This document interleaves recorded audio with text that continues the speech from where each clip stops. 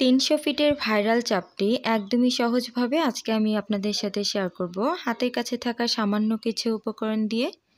আসসালামু আলাইকুম everyone, এমএনএল cooking ব্লগে আপনাদের সবাইকে স্বাগতম জানাচ্ছি। এই চাপটিটা কেন এত বেশি টেস্টি হয়ে থাকে, তো সকল ধরনের গোপন টিপস সহকারে আজকে আপনাদের সাথে ভিডিওটি শেয়ার করব। আশা করি ভালো লাগবে। আমার চ্যানেলে আরও বিভিন্ন রেসিপি দেওয়া আছে, চাইলে ঘুরে আসতে পারেন। তো আর কথা না বাড়িয়ে চলে যাচ্ছি মূল রেসিপিতে।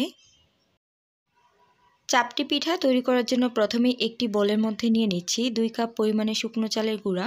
এখানে আপনারা কিন্তু ভেজা চালের গুঁড়াটাও ব্যবহার করতে পারেন। এখন স্বাদমতো লবণ দিয়ে অল্প অল্প করে পানি মিক্স করে খুব সুন্দর একটা ব্যাটার তৈরি করে নিব। এখানে কিন্তু ঠান্ডা পানি ব্যবহার করা যাবে না, অবশ্যই কুসুম গরম পানি দিয়ে ব্যাটারটাকে তৈরি করে নিতে হবে। দেখতে পাচ্ছেন আমি কিছু সময় নিয়ে ব্যাটারটাকে হাতের সাহায্যে এটাকে মেখে নিয়েছি। এখন এই ব্যাটারের মধ্যে দিয়ে দিব একটি বড় সাইজের পেঁয়াজ কুচি, 1 টেবিল চামচ পরিমাণে রসুন কুচি, 2 থেকে 3 টেবিল চামচ পরিমাণে ধনিয়া পাতা কুচি, পরিমাণ মতো এখানে দিয়ে দিব কাঁচামরিচ কুচি। আমি এখানে লাল আর সবুজ দুইটা মিক্স করে কেটে নিয়েছি। 1 টেবিল চামচ পরিমাণে দিয়ে দিচ্ছি লেবু পাতা, এটা অবশ্যই এখানে ব্যবহার করতে হবে।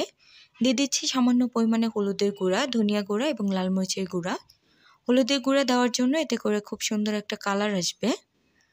আর অবশ্যই এখানে ঝালের পরিমাণটা আপনারা কমিয়ে বাড়িয়ে ব্যবহার করতে পারেন। আর অবশ্যই কিন্তু এই পর্যায়ে লবণটা চেক করে নিতে হবে। এখন সবগুলো উপকরণ খুব ভালোভাবে এই ব্যাটারের সাথে মিক্স করে নিতে হবে। আর দেখতে পাচ্ছেন ব্যাটারের ঘনত্বটা কেমন হয়েছে, এর থেকে খুব বেশি একটা ঘন করা যাবে না। এখন সাথে সাথেই কিন্তু এই চাপটি পিঠাগুলোকে তৈরি করে নিব। এর জন্য একটি পাইপ্যান হালকা করে গরম করে নিয়েছি। এরপর পরিমাণ মতো ব্যাটার দিয়ে একটি চামচের সাহায্যে যতটা সম্ভব একটু ছড়িয়ে দিচ্ছি। এরপর একটি ঢাকনা দিয়ে ঢেকে অপেক্ষা করব। যখন পিঠার কালারটা কিছুটা চেঞ্জ হয়ে যাবে ঠিক ওই পর্যায়ে ঢাকনাটাকে উঠিয়ে নিব। ঢাকনা দিয়ে কিন্তু অবশ্যই ঢেকে দিতে হবে, যেহেতু এটা চালের গুঁড়া দিয়ে তৈরি করা হচ্ছে, আর না হলে কিন্তু এটা কাঁচা থেকে যেতে পারে।